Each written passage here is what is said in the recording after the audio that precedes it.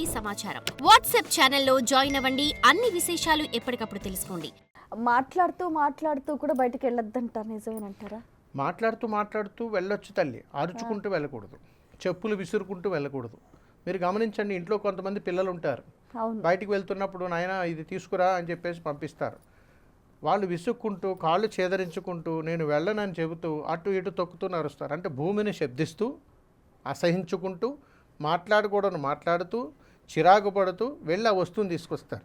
తీసుకొచ్చినటువంటి వస్తువు పాలు పెరుగో లేకపోతే ఇంకోటి ఏదైనా కావచ్చు, ఖచ్చితంగా అది నిరుపయోగం అయిపోతుంది. 100% పాలైతే విరిగిపోతాయి, అది నిరుపయోగం అవుతుంది. ఏ గిన్నెలో పెడితే పిల్లొచ్చి పాడు చేస్తుంది. ధర్మం ఇదంతా గ్రహించమని అర్థం. అందుకని ప్రకృతిని ఎప్పుడూ కూడా ప్రకృతి విరుద్ధంగా ప్రవర్తించొద్దు అని చెబుతుంటాం. అందుకని ప్రకృతి చూస్తూ ఉంటుంది, వీటిని శకున పరంగా కూడా చూడొచ్చు. అది తల్లి. ఇంకా చాలా ప్రయాణాలు ఉన్నాయి, ఇంకా చాలా శకునాల గురించి మనం తెలుసుకోవాలి. ఇప్పుడు కొత్తగా ఒక పిల్లాడిని స్కూల్లో జాయిన్ చేయాలి అని అంటే ఎటువంటి శకునం చూడాలంటారు?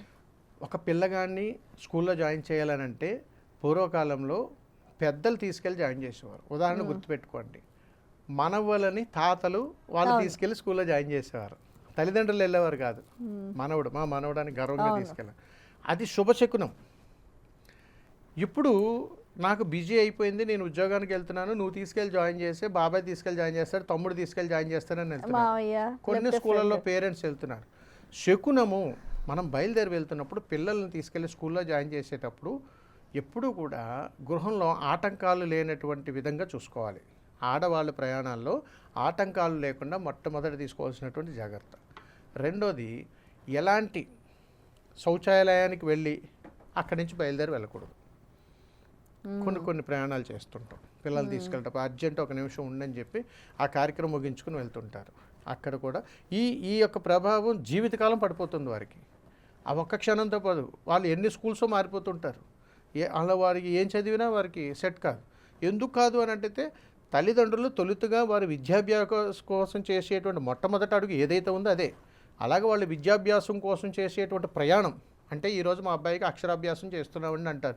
ఈ అక్షరాభ్యాసం చేస్తున్నప్పుడు ఎవరికైనా కౌరు చెప్తాం, వాళ్ళ ఇంట్లో ఆ ప్రమాదం ఉంటే ఆ ఎఫెక్ట్ కూడా వెలిమే పడుతుంటుంది. మనకి ఎలా తెలుస్తుందండి? తెలుసుకునే మనం ప్రయాణం చేయాలి తల్లి. మనం ఏదైనా ప్రయాణం చేస్తున్నప్పుడు ఇది కావాలని జాగ్రత్త పెట్టుకుంటాం. ఏదైనా ఊరు ప్రయాణం చేస్తున్నాం, మొబైల్ వాడుతుంటాం, ఛార్జర్ కూడా కావాలి. ఏదైనా దూర ప్రయాణం చేస్తుంటాం, మంచినీళ్ళ బాటలు కొనుక్కుంటాం, బ్యాగ్ తగిలించుకుంటాం, వస్త్రాలు వేసుకుంటాం, ఏం కావాలో ముందే జాగ్రత్త పడతాం. ప్రతిదాన్ని తీసుకోవాలి తల్లి. మనకేంటంటే అతి జాగ్రత్త. ఏముందిలే ఇలాంటివి జరుగుతున్నప్పుడు కాలక్రమేణా రోజులు గడిచిపోయిన తర్వాత అయ్యో పాపం నేను వెనక్కి తిరిగి చూస్తే ఏది గుర్తుండదు. అందుకని స్కూల్లో జాయిన్ చేసేటప్పుడు వెళ్తున్నప్పుడు కూడా మనకు వస్తున్నటువంటి ఎదురులో ఆ ఊరిలో ఉన్నటువంటి శివాలయం కానీ గ్రామ దేవత దగ్గర కానీ ఏదైనా ఒక దేవాలయానికి తీసుకెళ్తారు. ముందు తీసుకుని వెళ్ళి నమస్కారం చేసుకో, దేవుడు దండం పెట్టుకో, చదువు బాగా వస్తుందని చెప్పి అప్పుడు స్కూల్కి తీసుకెళ్తారు.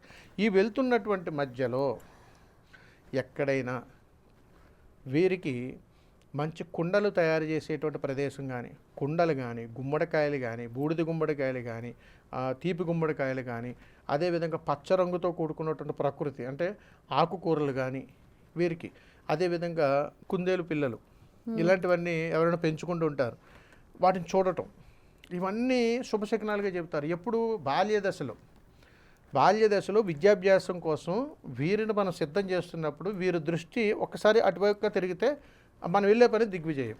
అక్షరాభ్యాసం చాలా అద్భుతంగా జరుగుతుంది, అమితమైనటువంటి జ్ఞానం పెరిగిపోతుంది, చాలా బాగుంటుంది. ఇది శకునాలుగా చెబుతారు. అందుకని దీన్ని శుభశకునాలుగా చెబుతారు. అందుకని పిల్లల్ని అక్షరాభ్యాసం కోసం తీసుకెళ్లేటప్పుడు అపశకునం అయితే ఎలా చూసుకోవాలి, శకునాలు అయితే మాత్రం ఇలా దృష్టిలో పెట్టుకుని వెళ్ళొచ్చు. గురుగారు, ఇప్పుడు పరీక్షలు ఉన్నాయనుకోండి, ముఖ్యమైన పరీక్షలు, ఫర్ ఎగ్జాంపుల్ 10th క్లాస్ పరీక్షలే కానివ్వండి, ఎంట్రన్స్ ఎగ్జామ్సే కానివ్వండి, అలాంటికి వెళ్ళేటప్పుడు కూడా శకునాలు చూసుకోవాలంటారా? శకునాలు చూసుకుని వెళ్ళారు తల్లి, వీళ్ళు తెలియకుండానే జరిగిపోతాయి. ఇప్పుడు అలా మీరు అడిగిన దాని ప్రకారం చూసుకుంటే ఉద్యోగానికి, చదువుకి, పరీక్షలకి, పెళ్ళిళ్ళకి, పెళ్లి చూపులకి, భోజనాలకి, దినానికి, ఇతర కార్యక్రమాలకి, దేనికైనా శకునాలు చూసుకునేయాలంటే జీవితం అనేది కూడా కష్టమైపోతుంది. అందుకని ధర్మాన్ని పాటించండి. ఆ ధర్మంలో ఉన్నటువంటి సూక్ష్మ ధర్మంలో ఉన్నటువంటి ఈ శకున ధర్మాన్ని కూడా కాస్త దృష్టిలో పెట్టుకోండి. అంటే మన జీవన శైలిలోనే జరిగేటువంటి కొన్ని మంచి కార్యక్రమాలు ఉన్నాయి, కొన్ని అశుభ కార్యక్రమాలు కూడా ఉన్నాయి. ఇప్పుడు మీరే చెప్పండి, ఒక పగిలిపోయినటువంటి కుండలు, బొగ్గులు, కట్టెలు తీసుకుని ఒకళ్ళు వస్తున్నారు, మీరు వెళ్తారా? తెలుసు కాబట్టి వెళ్ళట్లేదు. తెలియని వాళ్ళు ఏం చేస్తారు? పట్టించుకోరు. తెలియని వాళ్ళు వెళ్ళిపోతారు, ఆ, పట్టించుకోరు కాదు, వెళ్తారు, కానీ పర్యవసానం అనుభవిస్తారు. అవును. ఇది అని వాళ్ళకి తెలియదు. ఇది అని తెలిసేదని కర్మయోగంలో ఎవరినైనా గురువులను ఎవరైనా ఆశ్రయించడం, నాయన ఇది ఎదురొచ్చి ఉంటుంది నీకు అని చెబుతారు. అవునా గురుగారు నేను చూసుకోలేదని, దీని ప్రక్షాళన ఏం చేయమంటారండి అంటారు. అప్పుడు శుభశకునాలు చెబుతారు.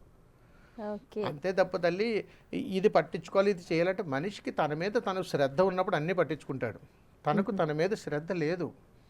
ఏదో తిన్నామా, పడుకున్నామా, తెల్లారిందా, బ్రతికేసానా, ఈ పూట గడిచిపోయిందా, నాకు నేను సంపాదించుకున్నానా, ఇది విధానంలోనే వెళ్ళిపోతున్నాయి. అందరూ బాగుంటాం. వాస్తవంగా పుట్టిన ప్రతి జీవరాశిలో భగవంతుడు అందరూ బాగుండాలని మనం సృష్టించినప్పుడు అందరూ ఒకేలాగా ఉండాలి కదా అని మనం అనుకుంటాం. అందరూ ఒకేలాగా ఎందుకు ఉండలేకపోతున్నాం అనే క్వశ్చన్ వేసుకుంటే, నేను ఎందుకు ఉండలేకపోతున్నాను అంటే నా ప్రయాణాలు ఇవన్నీ జరుగుతున్నాయి. అందుకని తల్లి ప్రతి విషయంలోనూ, ఇప్పుడు 10వ తరగతి పరీక్షలో, ఇంటర్మీడియట్ పరీక్షలో, డిగ్రీ పరీక్షలో వెళ్తున్నారు. ఎంట్రన్స్ వాళ్ళు ఫస్ట్ ఏం చేస్తారంటే హాల్ టికెట్ తీసుకుని ఊళ్ళో ఉన్న గుడి దగ్గరికి వెళ్ళి హాల్ టికెట్ అక్కడ పెట్టి వారికి ఇష్టదైవం దగ్గర పెట్టి దండం పెట్టుకుని వచ్చేస్తారు. చేయాల్సింది అది కాదు. తల్లిదండ్రులు ఇద్దరు ఆశీర్వాదం తీసుకోవాలి. మొట్టమొదట తండ్రి ఆశీర్వాదం తప్పనిసరి. ఇది దారిలో ఎన్ని అపశకునాలు ఎదురైనా పోతాయి. మీరు ఇప్పటికీ గమనించండి, చాలా చోట్ల పరీక్ష సమయంలో వారు 1వ తరగతి దగ్గర 10వ తరగతి దగ్గర వరకు కూడా తల్లిదండ్రుల్లో ఇద్దరు తీసుకెళ్ళకపోయినా, ఆటో పెట్టినా, బస్సు పెట్టినా, 10వ తరగతి పరీక్షలు వచ్చినా, ఇంటర్మీడియట్ పబ్లిక్ పరీక్షలు వచ్చినా, డిగ్రీ పరీక్షలు వచ్చినా తండ్రే తీసుకెళ్తాడు పిల్లల్ని తీసుకు. అవును. ఎందుకనంటే వాళ్ళకి తెలియకుండానే అది అలవాటు అయిపోతుంది. ఒక ప్రేమ, బిడ్డలు తీసుకెళ్ళిన ఒక ప్రేమ. తండ్రికి ఆ బిడ్డ పాస్ అయినా ఫెయిల్ అయినా కానీ చాలా గర్వంగా ఫీల్ అవుతాడు. ఆ పాజిటివ్నెస్ అనేటువంటిది ఆటోమేటిక్గా పిల్లల్లో ఒక అద్భుతమైనటువంటి ఎనర్జీ స్టార్ట్ అవుతుంది. మా నాన్నతో వచ్చాను ఒక ధైర్యం ఉంటుంది. వాళ్ళ పిరికితనం భయం పోతుంది. వాళ్ళ తల్లిదండ్రులు మదర్ తీసుకెళ్ళగానే డాడీ ఉంటారమ్మాను వెళ్దామని అంటారు. అంటే ఏదో ఒక పాజిటివ్ ఎనర్జీ అనేటువంటిది అక్కడ ఖచ్చితంగా ఉంటుంది. అంతేగాని పూర్వకాలంలో ఎప్పటికీ కూడా అప్పట్లో మగవాళ్లే పిల్లల్ని తీసుకెళ్ళి జాయిన్ చేసేవారు. అవును. అంటే తాతలే తీసుకెళ్ళి జాయిన్ చేసేవారు. పరీక్షలకు కూడా వాళ్ళే దగ్గరుండి తీసుకెళ్ళేవారు. సైకిల్ ఎక్కించుకుని, నడిపించుకుని ఏదో రకంగా తీసుకెళ్లారు. అది మొట్టమొదటిది. ఇప్పుడు శకునాల దృష్టికి వద్దాం. ఈ పిల్లల్ని తీసుకెళ్లేటప్పుడు వచ్చేటువంటి శకునాలు మంచివి అయితే ఏముంటాయండి, ఎలా వస్తాయి అని అడిగితే, ఉదాహరణకు కళ్ళజోడు పెట్టుకున్నటువంటి వ్యక్తి ఎదురొచ్చిన పరీక్షలు వెళ్ళేటువంటి వాడికి శుభమే జరుగుతుంది. ఈ కళ్ళజోడికి ఉంటుంది గురుగారు. ఇవన్నీ చెబుతుంటే మూఢనమ్మకాల కింద ఉంటుంది. కను దృష్టిలో ఒక విధానం ఉంది. నేరుగా చూసేటువంటి దృష్టి వేరు, దృష్టి లోపం ఉన్నటువంటి వాళ్ళు వేరు. అందుకని కళ్ళజోడు పెట్టుకున్నది దృష్టిలోపం కాబట్టి వారి యొక్క దృష్టి ప్రభావం వీళ్ళ మీద పడదు కాబట్టి అది శుభశకునం. మామూలుగా నేరుగా ఉన్నప్పుడు మనం చూసేటువంటి కను దృష్టితో చూస్తున్నప్పుడు ఎక్కడికి వెళ్తున్నావు, అబ్బో మంచి బట్టలు వేసుకున్నావా, ఏం చేస్తున్నావా, దేనికి వెళ్తున్నావా అంటే ఎదుటి వాళ్ళ యొక్క ప్రభావాలు మన మీద పడుతూ ఉంటాయి. ఇది ఒక రకంగా చెబుతూ ఉంటాం. అందుకని ఇందులో శుభశకునం అనేటువంటి దాంట్లో ప్రప్రథమంగా అది చెబుతుంటారు. అందుకని తండ్రి బిడ్డలు తీసుకుని వెళ్తున్నప్పుడు చాలా మంచి శుభకార్యం. అదే వెళ్తున్నప్పుడు అన్ని గింజలు అంటే బియ్యపు గింజలు ఏదైనా తీసుకొని ఇంటి గోడ మీద ఎక్కడైనా లేకపోతే చిన్న పళ్ళెంలో పెట్టి వెళ్ళాలి. ఏదో ఒక పక్షులు తినమని చెప్పేసి వెళ్ళిపోవాలి అబ్బాయి. ఇంక ఎలాంటి ఎదురొచ్చినా కానీ మంచి జరుగుతుంది. ఇవన్నీ కూడా శుభకార్యాల్లోకి చెబుతాం. అలాగే విధంగా వెళుతూ ఉన్నప్పుడు దారిలో ఎక్కడైనా ఆగి హోటల్లో కానీ ఇతర ప్రాంతాల్లో కానీ ఎక్కడైనా కానీ మంచినీళ్ళు అనేటువంటివి కుండలోంచి నీళ్లు తీసుకుని తాగితే చాలా మంచి శకునం. అది కుండ అదే కుండ ఎదురొస్తే అపశకునం. అదే కుండలో నీళ్లు తీసుకుని తాగితే శుభశకునం. ఇవన్నీ కూడా మన ధర్మాల్లో ఉన్నాయి తల్లి. అంటే ఇంటి దగ్గర నుంచి బయలుదేరుతున్నప్పుడు నడక, బండి ఎక్కే విధానము, అక్కడి నుంచి బయలుదేరుతున్నప్పుడు దారిలో ఫోన్లు మాట్లాడుకుంటూ వాళ్ళకి చెప్తూ బాయ్ చెప్పుకుంటూ వెళ్ళటం. అంటే ఎగ్జామ్స్కి వెళ్ళేటప్పుడు అన్ని జాగ్రత్తలు చేస్తారు వీళ్ళు. ఇవన్నీ చేసిన దారిలో గుళ్ళు ఆగటము, పంతులు గారికి ఒక 10 రూపాయలు ఎక్స్ట్రా ఇవ్వటము, మంచిగా ఆశీర్వదించండి అని చెప్పడము, దండం పెట్టుకుని పరీక్షలు బారాలు, కొత్త పెన్ను అన్నీ కొనుక్కోవడం, వాళ్ళలో ఫీల్ కొత్త జీవితంలోకి వచ్చానన్న భావంతో వెళ్ళటం. అలాంటప్పుడు వీళ్ళ మీద ఎక్కువ ప్రభావాలు పడిపోతాయి. అందుకని రోజు 10వ తరగతికి రోజు స్కూల్కి వెళ్తాడు, ఇంత శ్రద్ధ ఉండదు. పరీక్షల సమయంలోనే శ్రద్ధ ఉంటుంది. పుట్టినరోజు మాత్రమే వాడు కొత్తగా పుట్టాను, కొత్త డ్రెస్ వేసుకున్నాను, నన్ను ఈరోజు నేను స్కూల్కి వెళ్ళాను ఎంత కొత్తగా నూతన జీవితంలాగా భావిస్తాడో పరీక్షల సమయం కూడా అంతే. పరీక్షలు అంటే బ్రతుకు తెరువు కోసం రాసే పరీక్షలే కాదు తల్లి.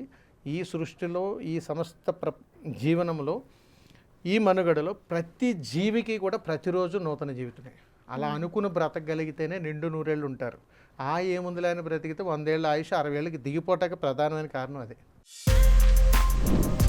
For more videos like this, subscribe Big TV channel.